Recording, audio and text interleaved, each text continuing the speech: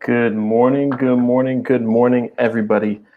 Nick here from Squad. It's been a while since I jumped on one of these live segments. Had a little bit of time this morning, and it's last couple months. It's really just been a big focus on really listening to what our sponsors want, really understanding what other products are out there for them to choose to spend their dollars with, and then obviously with the pandemic, we've lost a lot of assets that we had relied on for years. And, everybody knows what I'm talking about. It's the in-stadium signage. It's the boothing opportunities. It's the programs that we had our fans read. Without fans in our stadium right now at a high level, we've lost a lot of those assets. On the flip side of that, it's allowed us to rethink that. I think the biggest opportunity right now in sports is having the ability to rethink the assets that we have and almost do a reset. I was in a Clubhouse chat last night, just got on the app, great app. Really key thing there is just you're able to just listen. You're just able to see how other people are seeing the sports business, sponsorship, everything like that. And somebody brought up a great point that, the pandemic is terrible, but it does allow you to reset. It allows us as an industry to kind of reset and rethink. And I know we're running a mile a minute, just trying to stay alive. But the most exciting thing about this is it's given us a break to be able to rethink some of the things we're doing in sports. So today, and I've talked about this in the past, but based on kind of what I'm hearing in the industry and what I'm seeing, it's never been more important to really dive in on what I call the levels to sponsorship asset reach. Terrible name. Not great at kind of labeling it here, but let me make this a little bit bigger. And let me hide this branding real quickly. Let's see if we do that. All right, that's better. As we really think about it, and I guess I'll take a step back. The place that I really started to understand or think about this was really thinking about why digital ads are being spent on at such a high level compared to some of our assets. And we all in the industry have had it. We have had brands, and this was brought up last night in Clubhouse as well. A brand won't tell you that they're not spending on your ads anymore and they're spending on digital ads, but they definitely will sort of pull their money. And next thing you know, they're spending less and less with you, and you're trying to figure out, why. Why are you spending somewhere else? And I really started to do a deep dive to understand, like, what is it about digital ads? Forget kind of, goals, very specific for the sponsors, but what is it overall about digital ads that really works? And by that, I mean, it's enough for us for a business to really pull some of their investment into us and sponsorship and put it somewhere else. As you all may know, I'm a big proponent of Facebook ads, even Snapchat ads. I've run them, I've run campaigns, and really breaking it down, you start to understand that the product is extremely efficient at doing its job. And that job is to reach your fans, have them come to a purchase, and then be able to reach them again. So, as we think about our current assets, right, and this is kind of what I love about this whole section here, in this drop down that I've created. But as we kind of think about it, a lot of our assets are here in the awareness. And, we can think about signage, we can think about boothing, we can think about game day ads, we can think about even just a tweet on a logo, right? This doesn't mean that it's just physical assets that are having these problems. We can even think slapping a logo on a tweet and offering that up as a sponsorship option. That's a pure awareness play, right? And this is maybe one of the oldest advertisings of all time here. I don't know if you can see, we're in a new office, but that is my grandfather's 1947 Cincinnati Reds scorecard that he actually filled out of the game. And when we talk about awareness, we're talking about that. And that has kind of been the case since 1947. We're talking branding, we're talking getting the logo out there. And it's amazing. Brands need awareness. I'm not going to knock that. Brands absolutely need awareness. But as we start to think about it, when we look at a Facebook ad, first you're getting awareness. That person is seeing your logo as they swipe and scroll through. Now, obviously, it's your job when you're creating a Facebook ad to really bring the creative forward so they actually stop and watch that video, watch that ad. That's goal number one. Goal number one for any digital ad is make me stop scrolling. Make me stop scrolling so I pay attention to it, because again, we've done, humans' brains are amazing. We start to filter out what we don't deem as necessary for us. And the first goal of any ad is going to be stop for awareness. But then the next step there is going to be engagement. How do I get you to click or connect with my brand one-to-one, right? So maybe you're doing an activation. I just saw this with Planters Peanuts, where they're doing a Super Bowl kind of pick 'em guess on Twitter. Their ad got me to stop, and their ad got me to click and engage. Filled in what I thought: home team, away team, passing yards, all that. And then, the next step there is going to be action or purchase. The way Planters kind of did it with theirs on Twitter was, if I scanned a receipt that actually showed I had bought Planters, then I would get another chance to sort of play and add another ticket of guesses. So there's your purchase, right? All in one ad. All in one ad. They've basically set it up in about a minute's time, where they've gotten my awareness of Planters, got it back on my radar, got me into engage, got me to make an action or a purchase. And then the beautiful thing is because I did that, because I filled that out in the engagement part, now they can retarget me. They have another at bat. Sorry for the sports, saying or analogy there, but they have another at bat. They have the ability to then retarget me with messaging, whether it's that same game to try and get me to buy more Planters, or whether it is another ad 2 months from now to make sure that I'm really top of mind. So again, as I kind of go through this and I talk through this on the digital ad side, Facebook ads, Twitter ads, Snapchat ads, this is all in one shot. In one advertisement, very efficiently, a brand can hit every single level of this sort of levels to asset reach. As we think about it in sponsorship, this is the moment when we have to understand that technically that is our competition. So when brands start to pull their dollars because all we do is offer logo placement on a tweet, or all we do is offer the signage, right? And we're coming into, let's even just say a sports betting company, right? And we're just saying, hey, we're going to put your sign here. And you're going to get, huge sign placement. It's going to be seen on TV as the broadcast goes. What we're only doing is we're only offering one part of a 4-step process that other advertising platforms do very efficiently and show, how much money they're going to get back. So I think, as we move in, as we do the sponsorship reset, really going through in every single one of our packages that we're going to offer and ones that we already have offered and say, hey, look, are we really doing our job in sponsorship? Are we really creating asset packages that hit every single step of this? And it doesn't have to be one shot, right? I mean, you could totally run Facebook ads with a sponsor. We've done this with a few teams we work with where, we build activations at Squad. So, we're running the ad to get you aware. We're engaging you with the activation. The coupon push out is kind of that action and purchase mechanism, but then we've collected your email and now we can retarget you with some pretty cool things. So again, whether it's retargeting to play again, whether it's retargeting for, to sit in a suite with, to watch a game, and have, for a car dealership, have their dealership people come out and chat with you, and build that one-to-one connection. So you can do that all in one shot, but I think the more important piece is here is as you kind of look through your sponsorship assets and we come into here and we say, hey, look, awareness wise, we're good here. We're killing it here, right?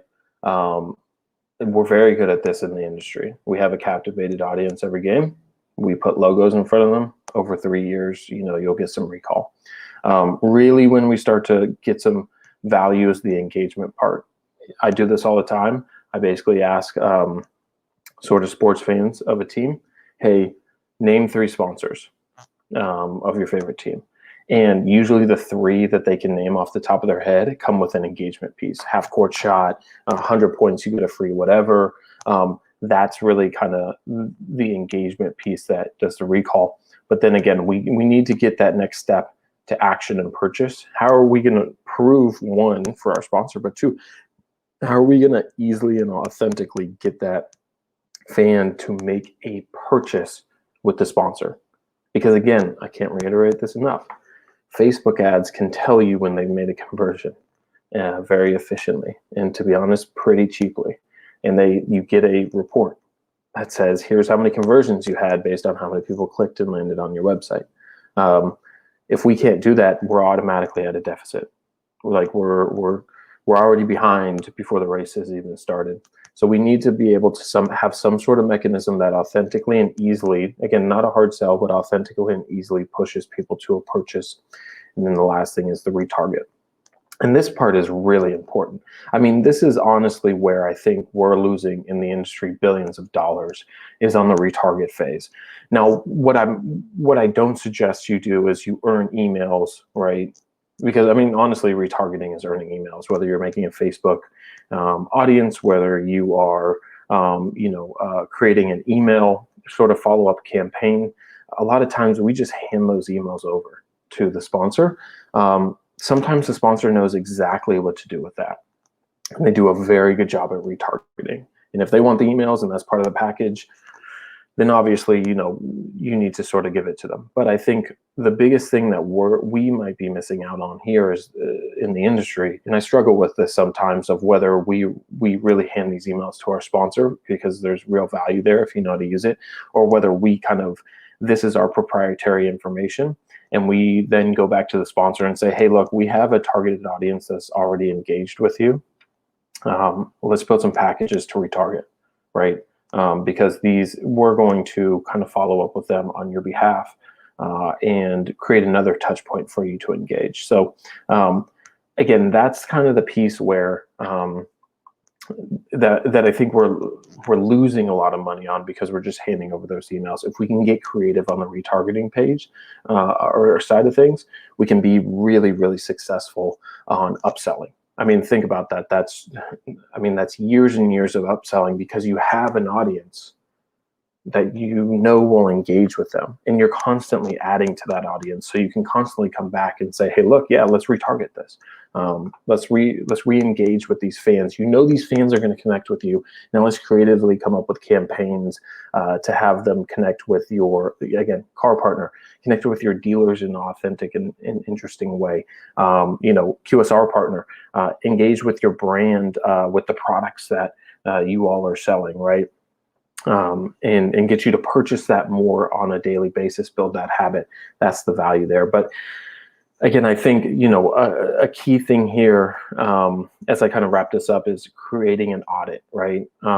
As we are kind of here in a reset, I know in sponsorship, we've been running around just trying the best we can to sort of retain our goods, meaning make sure that dollars aren't going out. If you can set aside time to go over every single asset in your package and really look at this and really say, hey, look, and be very truthful, right? What's the word? Brutally honest. Be brutally honest and have no ego around calling this out, right? I don't care if you've made $15 million in selling signs last year. A lot of times when I talk about this and I talk about, hey, I'm worried that we're too heavily leveraged in awareness, and there's other products that do these things so well, right? A lot of times people will come back to me and be like, hey, I sold 15 million in signs last year. You're telling me I should get rid of signs? I mean, no, you shouldn't be getting rid of signs. What I will say is those signage pieces will not be purchased at a high rate or at that high rate of price moving forward. But you have to be brutally honest and have no ego and no romanticism toward what got you here, and really understand where this thing is going, and really understand how many dollars you can unlock just by having this audit with yourself, and coming in here and saying, hey, look, we're at the awareness piece here. We do some good engagement here. We can get robust. I got nothing here. Right. I mean, if you were like me when I used to sell sponsorship, somebody come into me after buying a signage package, and this was years and years ago, and they'd say, well, how many sales did we get from this? And we had no mechanism. We said, hey, look, somebody came in. Now they're not going to come in and say, I saw your sign at this game, but somebody came in and somebody purchased it.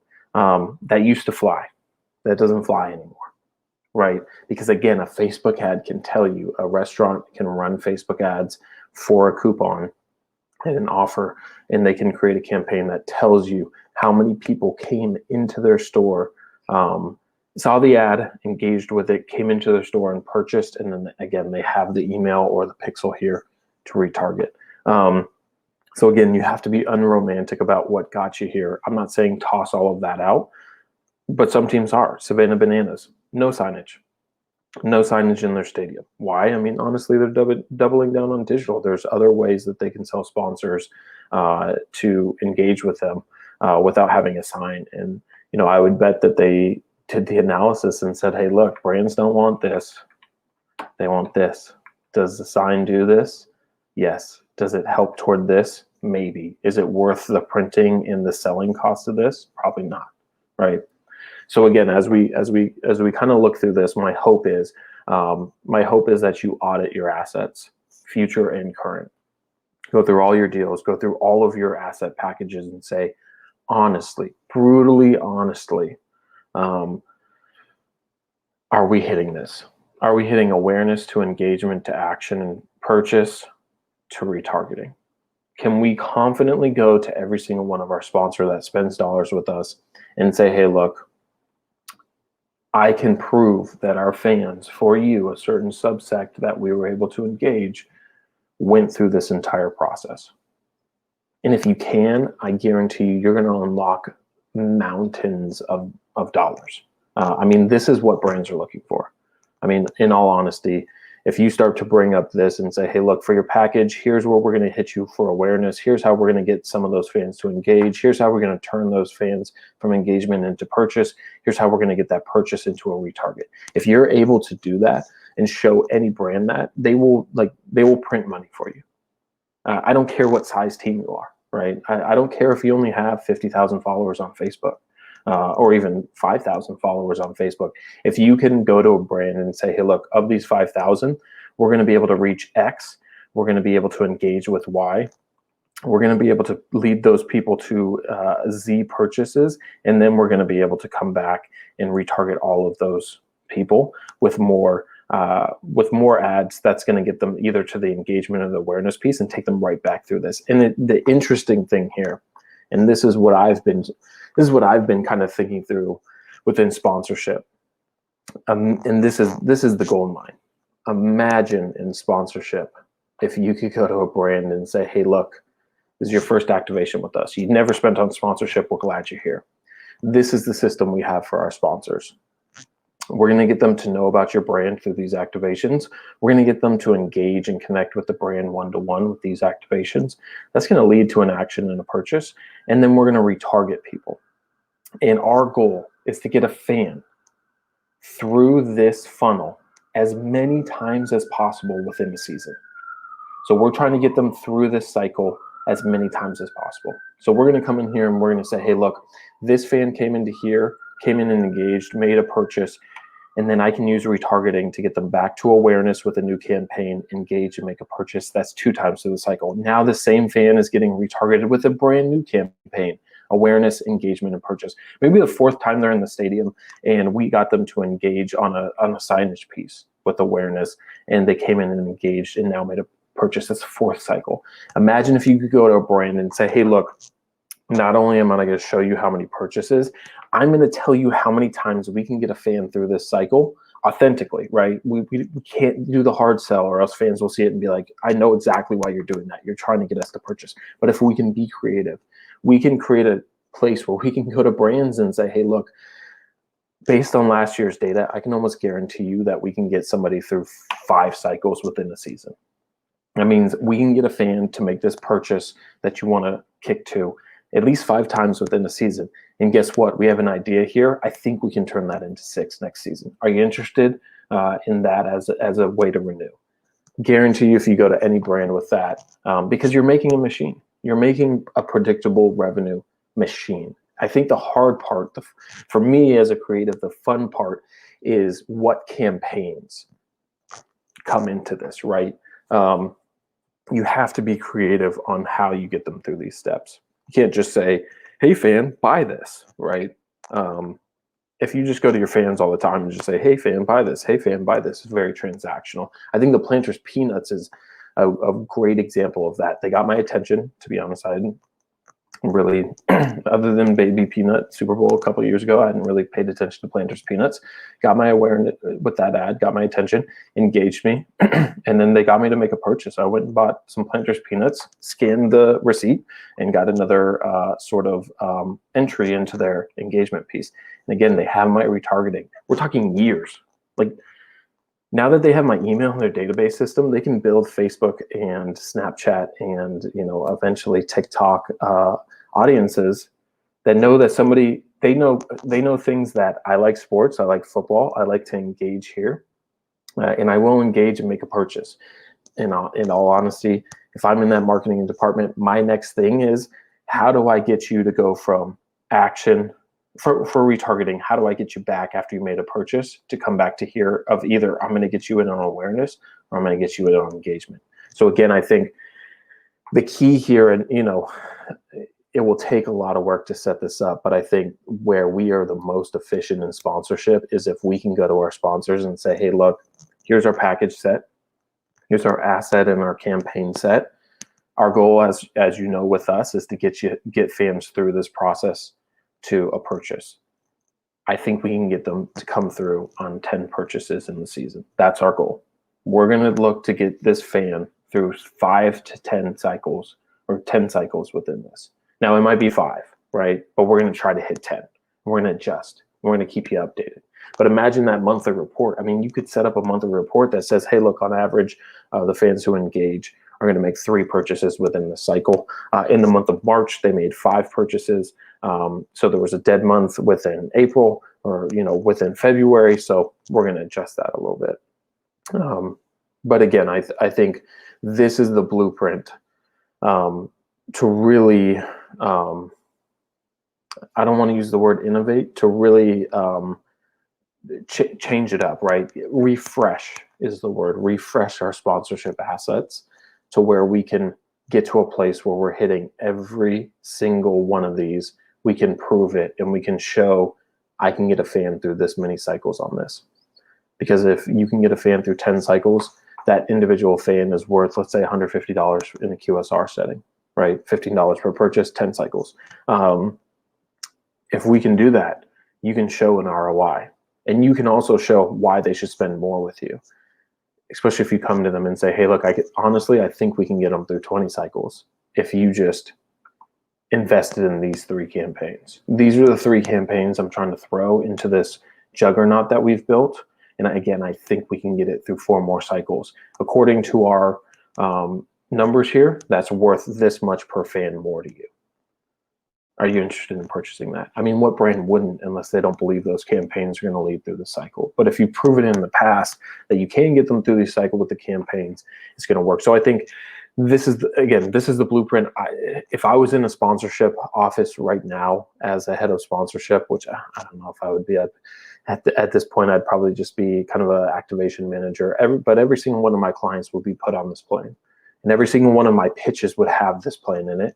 And every single conversation would be around this plan of, look, we have a captivated audience in sports here. Sorry, the lights are popping off here in my office, so I'll turn that on. We have a captivated audience that you're trying to reach because of different demographic or holistic reasons. You like the sports team.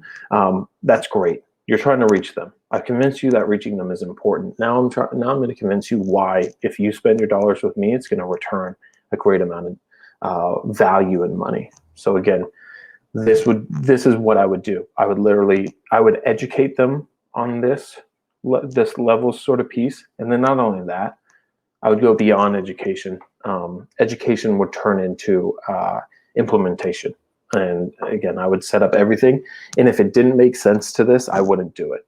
If I didn't think that putting a sign in the corner of the stadium at this point would get more people to engage, I wouldn't sell them it. Because again, that's just selling a product to sell a product. We don't want to do that. We want to really, really focus in on your goal is X. How can I get as many fans in the door to get to X? And how many times can I get them to X within a season? This structure allows you to do that. So really long live session here. I didn't see any questions in the comments, but I hope this was helpful. I'm going to obviously download this, throw this on YouTube, so you can come back and watch it. But again, this is the blueprint. I think so much value can be brought here, and so much value can be brought by just thinking of it this way. And it's going to, in all honesty, it's going to be a little tough. A lot of teams, I won't say all, some teams might be looking at this right now and saying, look, we've been doing this for years, and that's amazing. But a lot of teams don't think of it in this process. They think of it as, oh, you want to reach my fans? Let's get you some signs. And I think the common question by sponsors is why? Why is that going to really resonate to reaching my fans toward the goal? And again, this is how you prove it. And this is also how you hypothesize it, right? Sometimes you're not going to know. Sometimes you're not going to know if a campaign can get somebody from the engagement to the purchase, right? We do this with our activations all the time. Sometimes the engagement to the purchase, we send out offers and coupons. Sometimes the engagement to the purchase is where we struggle. Sometimes the awareness to the engagement is where we struggle, to where we're just saying, hey, look, here's how many people have awareness. Here's how many people have engaged. So I think that's the key thing on this is, not everything is going to work, I guess is what I'm really trying to push out there. Not everything is going to work here with this, but you can try things and you'll get better, and you're going to have failures of building campaigns and activations that are going to get you from here to here, here to here. But once you get it dialed in, you'll just have a formula to kind of push that through. So again, this is the sponsorship levels to sponsorship asset outreach, LSAR. Sorry, I went to business school. Everything has some sort of anagram to it. I guess not anagram, but I don't even know what that's called. But again, this is what I would be focusing on. This will help you win more deals.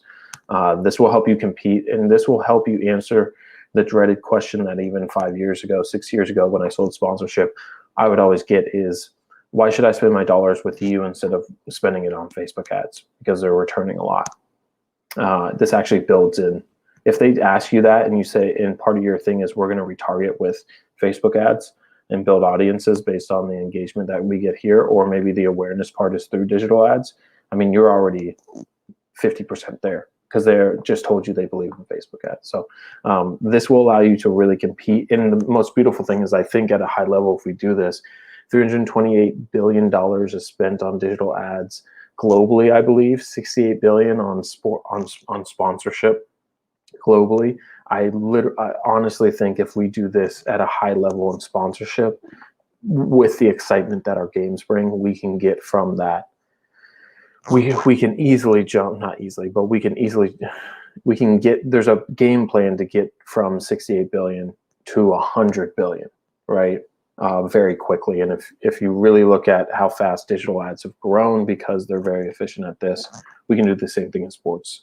So thanks so much, everybody, for tuning in for this little mini rant. I appreciate it. I appreciate all you all tuning in here. Again, I'll post this sort of piece here on LinkedIn, and I'll post sort of the video as well. But again, really be brutally honest with yourself. Are my assets getting us through this process? And if anything isn't, make it more robust. And if it can't, because it's too old school, cut it, would be my suggestion. So thanks so much, everybody, for tuning in. Remember, as always, keep pushing those limits within sports sponsorship.